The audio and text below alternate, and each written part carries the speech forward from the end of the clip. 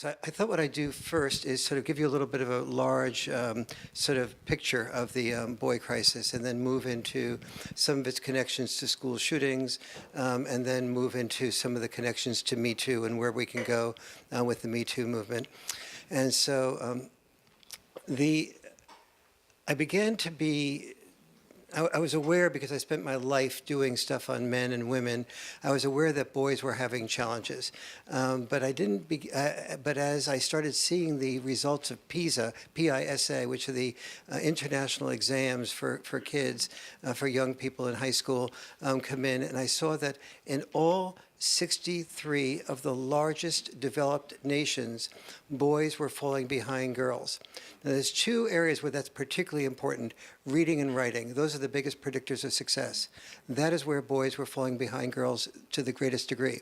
Now, boys have always been a bit behind girls in reading and writing and a little bit ahead of girls in math and science, but now they were significantly behind girls, on average 50% lower scores on the reading and writing tests.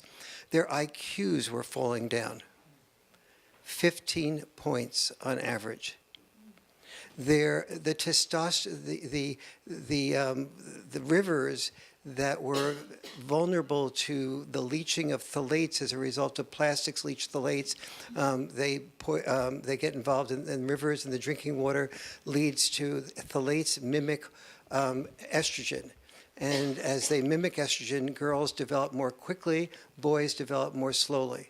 So we now have, just a hint from what I'll be talking about later, we now have boys in school who are 13, 14, 15, 16. They are significantly less mature than girls. They always have been, but now it's even more so.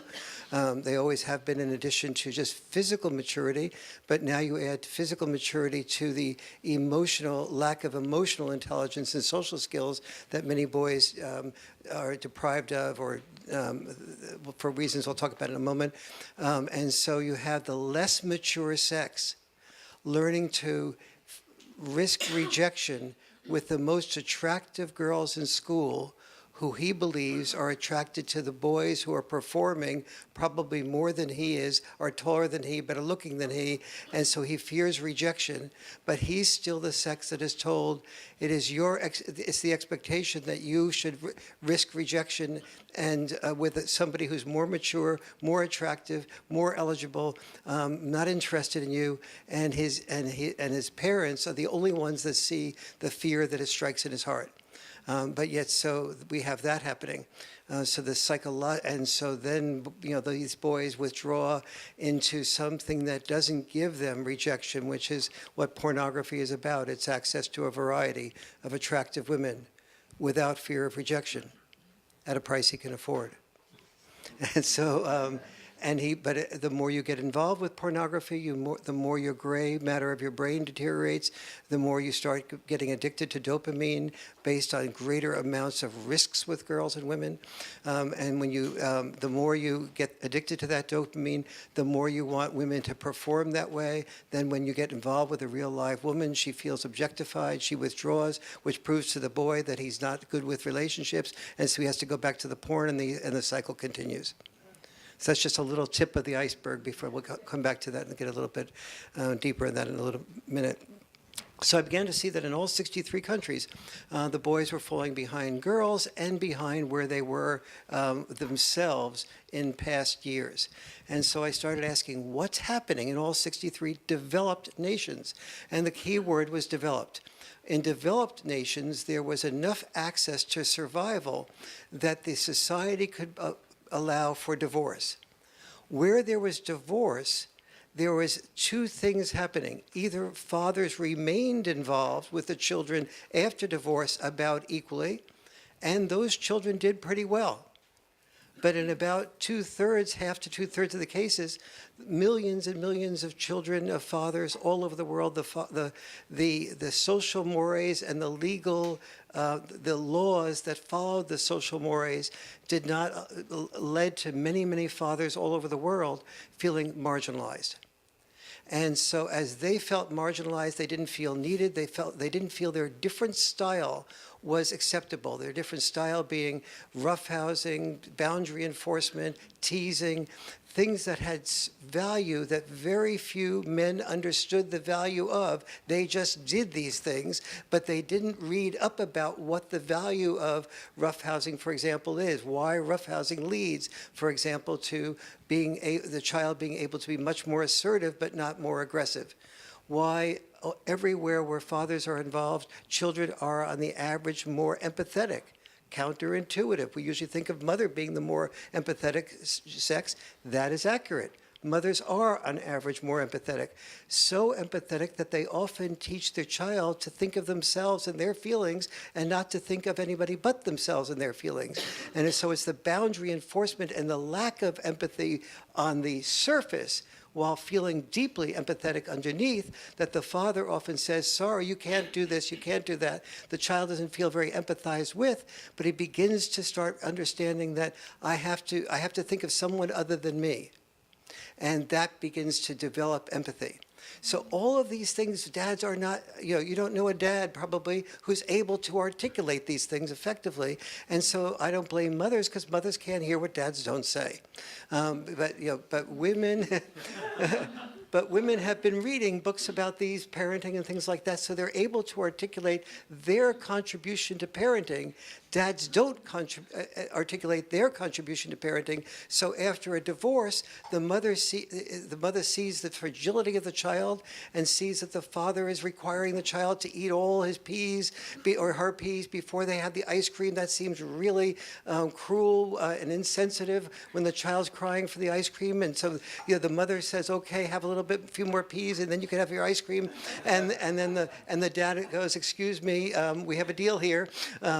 No ice cream until you finish all your peas. And so the mother feels that the dad is insensitive, especially in time of a divorce, and the dad feels that if you let the child finish, have the ice cream before she or he finishes the peas, the child will always be working on getting a better deal from mom and dad. And it turns out that the children raised predominantly by dads who do good boundary enforcement are very rarely ADHD. The children who are raised by moms who are not good at boundary enforcement, and of course sometimes the roles are reversed, are far more likely to be ADHD because they focus on getting what they don't focus on getting what they have to do to get what they want to do. Therefore, they don't develop postponed gratification. And postponed gratification is the single most important quality leading to children being able to succeed, to get their homework done before they have dessert, or to not be able to manipulate a later bedtime because they didn't do their homework because they were doing something else instead. And so when boys don't have good postponed gratification, they tend to be don't do well in school. They sense that they don't have the respect of their peers and their teachers. Therefore, they begin to withdraw. They begin to worry about not having, they don't have as many friends when they get to be of an age where they're attracted to girls. If they're attracted to girls, they find that the girls are attracted more to the winners, not the losers, and he's considered a loser or a failure to launch, and that begins the withdrawal process, begins the depression process.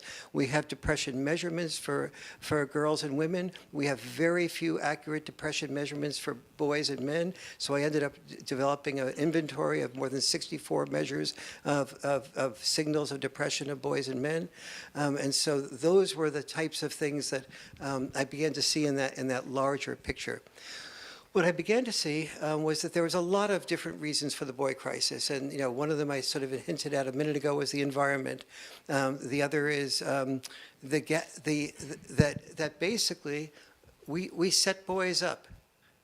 That is, throughout all of history, we taught boys that if you were going to be loved, appreciated, and respected, you would be potentially a hero. So a hero is somebody who prepares himself to be loved by being disposable. Heroic intelligence means that I have to disconnect from my feelings in order to be loved. So a mother learns and father learns to bring up a boy and tell him, he's beautiful, sensitive, caring, and sweet when he's very young. And then usually the father decides that he can't just get through life being beautiful, sensitive, sweet, and loving. He's got to get his act together and become a man. So he's told to disconnect from those feelings. And the more and mother and father cannot love him, get attached as much to him as they could to their daughter, because to get attached to him is to get attached to somebody that you may eventually lose. Psychologically, we can't attach deeply to what we feel we may lose. And moreover, the boy himself doesn't know how to say, this is hurting me, this is painful. So the parents don't see the pain. Instead, he drinks, or he acts out, or he stays out late, or he gambles, or he does something like hit somebody or beat somebody up. And so we pay attention to the overt manifestations that are covering up the vulnerability that is underneath that all.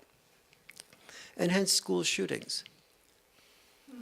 We talk about school shootings, and we talk about guns, we talk about mental health, we talk about violence in the media as blaming that, we talk about family values, and yet our daughters grow up in homes with the same family values, the same access to the same guns, the same violence in the media, the same mental health problems that they either have access to or don't have access to. And our daughters are not doing the shootings, our sons are. So what differentiates our sons from our daughters? Part of it is this gap between heroic intelligence that I was just alluding to and what I call health intelligence. Health intelligence includes the expression of your feelings. Heroic intelligence includes the repression of your feelings. Heroic intelligence is training you to be loved by having a life that's likely to be short. Health intelligence is training you to be loved by having a life that's longer. They are in total conflict with each other. So I ended up examining this and ended up writing 10 chapters that I couldn't stop on what all the connections, the ways we, I remember one boy saying to me, I was, really, it's a sad story. The boy was saying to me that as he grew up, he played football in high school. And the first couple of times that his father was in the stands, he reached up to get a pass, and he was so nervous he missed the pass. And so that after that happening twice, the quarterback was good enough, because he knew his father was in the stands, to throw another pass for him as well. And he caught that one, and the father was, that's my son there, he caught that pass. And his brother was standing next to the father, and had never heard him being as excited about him, the brother, as he was the boy that caught the pass. And when the boy came, and then the father then this boy, the other boy, the brother, remembered this for years. And it's what I ended up calling son dropping. And it's one of the types of social bribes that we leave our sons with to perform in a way that risks concussions, risks spinal cord injuries, wrist dislocated shoulders, in order to be loved, in order to be appreciated. The cheerleaders are going, first and 10, do it again, first and 10, do it again. And that's sort of first and 10, get a concussion again. But he's looking for, love from cheerleaders and love and sexual access. And he's hearing, how do I get that? How do I get my dad's love? How do I get my cheerleaders' love? These are the social bribes that led boys to have a lack of health intelligence and to have heroic intelligence, which worked exactly the opposite of that. Well, in the case of this boy that was cheered for in the stands, some years later, the brother that played football messed up his back badly. And about 5-10 years after that, the two boys had a heart-to-heart, and the brother who was in the stands said, I have to admit to you that when you messed up your back, I thought, well, maybe then I'll start getting some more attention from Dad. And what no one realized, the father didn't do that consciously. The brother didn't realize the impact that he was having, and the boy who was hearing the son dropping but not being him didn't even get in touch with his feelings, I'm sure, for years about that, except through resentment and dysfunctional feelings.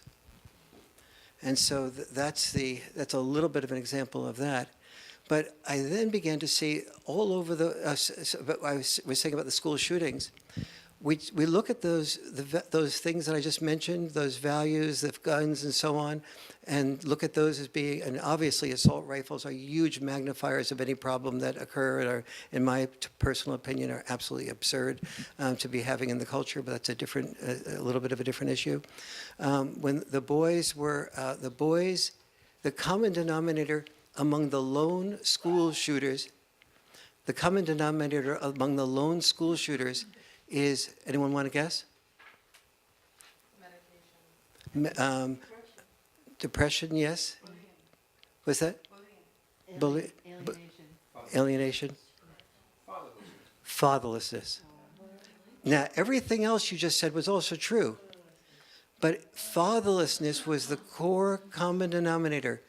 Adam Lanza, Elliot Rogers, UC Santa Barbara, Dylan Roof, the Episcopal Church, and even among adult men like Stephen Paddock, who did the horrendous 59-person killing in Las Vegas, and 500 and some odd injured, huge father problems. Father in prison most of his life, and then his father didn't come back to be with him after he got out of prison.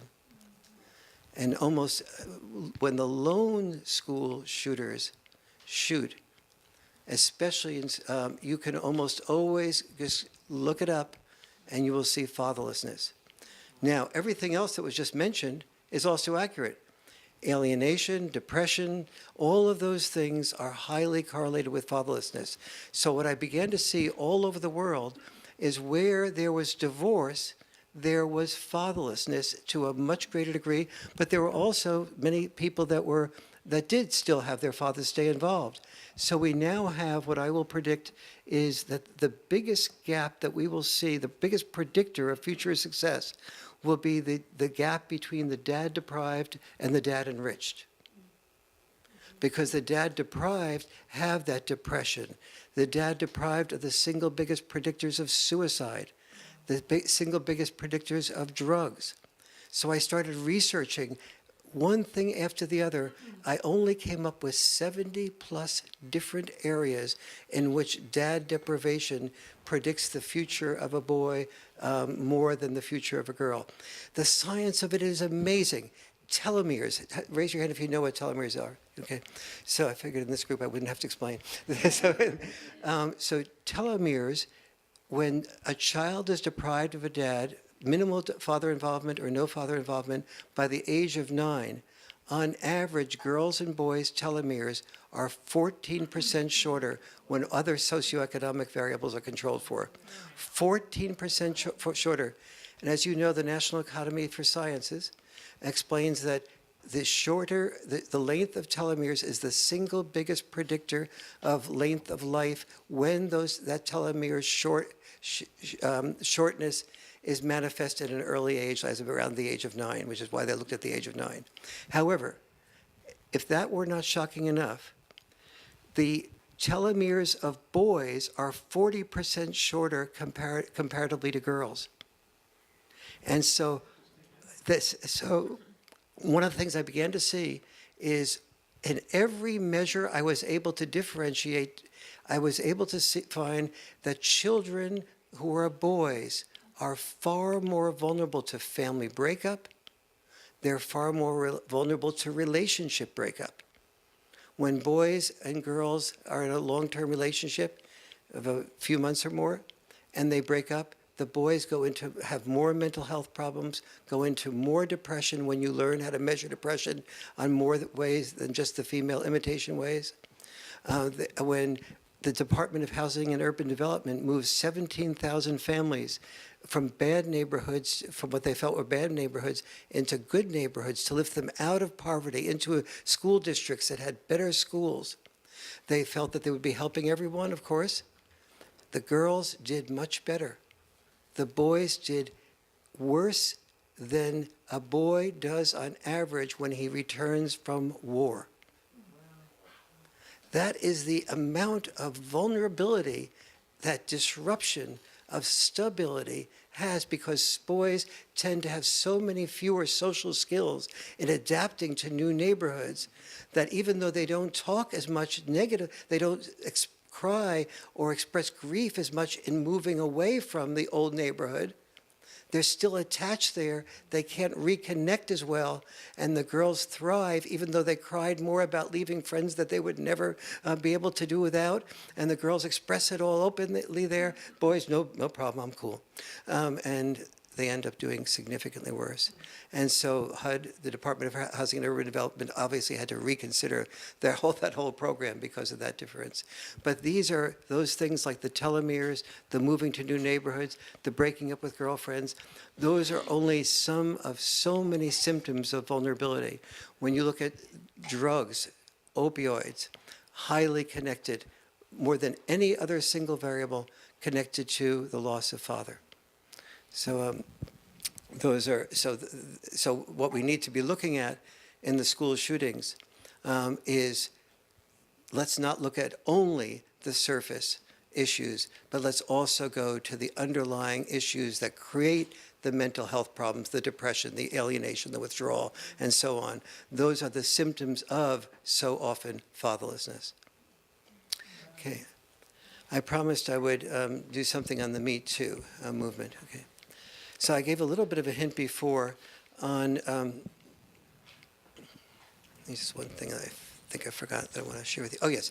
Let me share a little bit about, do I have a few minutes to share about what dads do differently? Okay. You're looking at me? Yeah, okay, all right. So sometimes I'm asked sort of like, well, what is it that dads do differently than what moms do that leads to such a difference between children doing so much better? There's a lot of differences, but I'd say the first one, the most important single difference is the difference between boundary enforcement and a lack of boundary enforcement. A second is things like roughhousing, teasing, and what they do with that. So let me work with roughhousing for a moment. Dads roughhouse far more likely than moms much more likely than what's that? Oh, roughhousing, sort of like, yes, yes, yeah, like sorry, yes, yeah, take the wrestling down, and so, you know, if Mark's my brother, you know, he'll pin me down for a little bit, and then we develop quick rules of the game. And so with father and child roughhousing, that's one of the most important contributors to children learning the difference between assertiveness and aggressiveness. Why? Because the children learn to sort of like, the children will naturally, at the beginning of roughhousing, do things like punch the dad in the face, or poke the dad in the eye, or or kick the dad somewhere, and the father will differentiate and say, you can't do this, this, and this. So the kid is now at the second time around, does the kid do this, this, and this? Of course, he tests boundaries. Kids do not listen to parents, either mother or father, until they discover what's enforced and what is not enforced. So then the father goes ahead and says, excuse me, I told you not to kick. You could fake out eye contact. You can do leverage. You can do that type of thing. But you kicked. I told you not to kick. So no more roughhousing. And then if the next time the kid does roughhousing, does that type of violation of the expectation again, the father says, no more roughhousing for another week. This is typical. Obviously, there's many different variations on this rule. But so the child learns that I win when I pay attention to somebody else's feelings, not that I win by doing more of what I want to do to be able to win. And that's also another contributor to empathy. I have no choice but to pay attention to someone's feelings other than my own. I have to do that. Second, but the important thing about roughhousing is that dads use it to bond with children, but dads don't tell moms that they use it to bond with children. They don't even know that they're using it to bond with children. They just know that they're bonding with the child, but they can't articulate that. And so how do they use this bond? They then use this to manipulate earlier bedtimes. So statistically speaking, when moms have children and dads have children, moms set earlier bedtimes, dads set later bedtimes, but the child gets to bed earlier under the care of dad.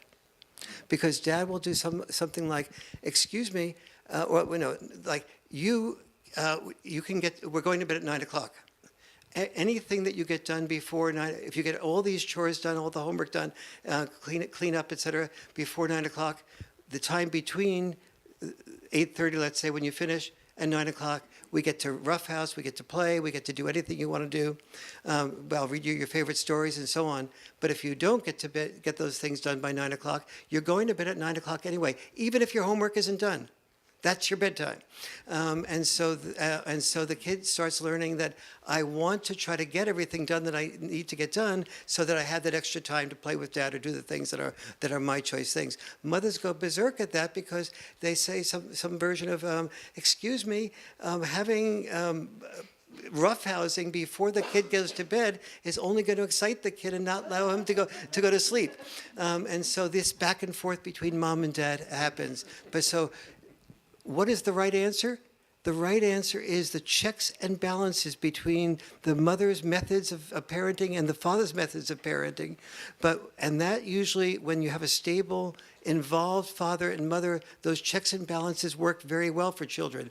The child says, I want to go out and climb the tree. Mom says, sweetie, in a few years, that's fine, but right now you can't climb the tree because it's too dangerous. Dad says, yes, go climb the tree, but be careful. Mom and dad get into an argument about that, and mom negotiates and says, the kid can climb the tree, but only here, only up to those branches, not this far. And you have to be out. You have to be out underneath the tree, and I'll take your cell phone. So what does the kid get? The kid gets the risk taking that develops an increased IQ by focusing on exactly where to take risks and where not to take risks. And it also gets the protection that the child may not have gotten were it not for the mom's encouragement. Interestingly, though, fathers are far more protective when moms are not around. They pick up that role, but they don't do as much protection when moms are around. They sort of let moms play that role. And the last thing is teasing. I won't get into that, but if you want to ask me questions about that, the politics of teasing and what is good and bad about teasing are fascinating. But it's one of the differences between that. And last thing about the Me Too. Me Too is, yeah, it is. Me Too is, it is crucial that stage 1, part 1 of Me Too is occurring. It is women repressing their feelings is extremely damaging. Women expressing their feelings is the beginning of a change process that's extremely healthy. Men all over the world are being educated as to things that we all did if we had testosterone inside of us and we were admired and loved by girls and women. Those characteristics that made us admired and loved were also the characteristics that tended to overreach. And so, but that's stage 1, part 1. Stage 2 is that Me Too has to be more than feminist focused. It has to also focus on all of the other girls and women who have different values, different ethnicities, different religious backgrounds, that have different things to say about what was and wasn't appropriate for them than just stage 1, part 1. Stage 2 is boys and men need to speak up about what's going on inside of them. I was speaking at this think tank a few weeks ago, and a number of fathers stood up and said, my kid is 14 or 15 years of age. He's normal. He was scared before about calling a girl. Now he's petrified. Now it's only good. Porn is exactly where he wants to go. He won't touch anything because he doesn't know what to do, when to do it, how to do it.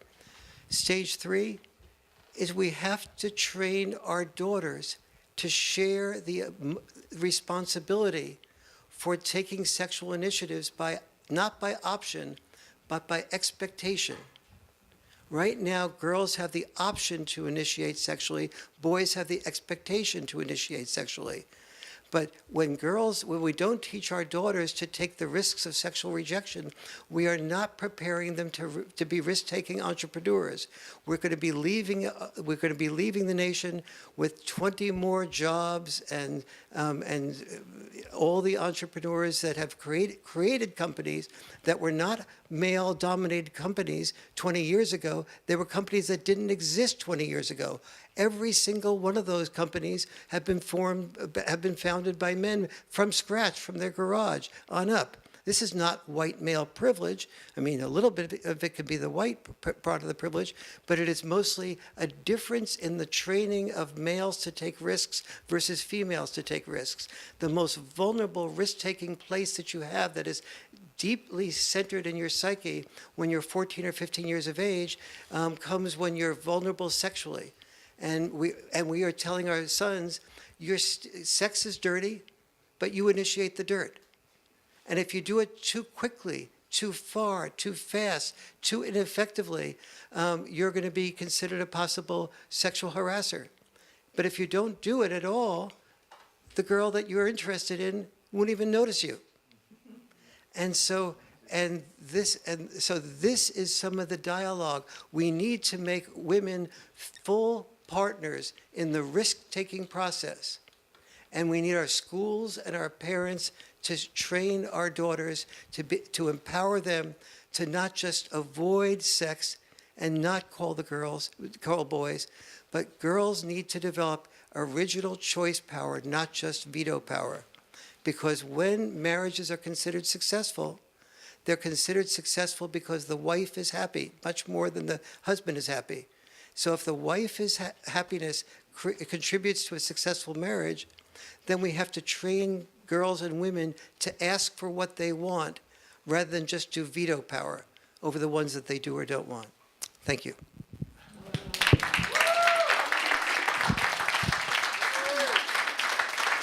Awesome.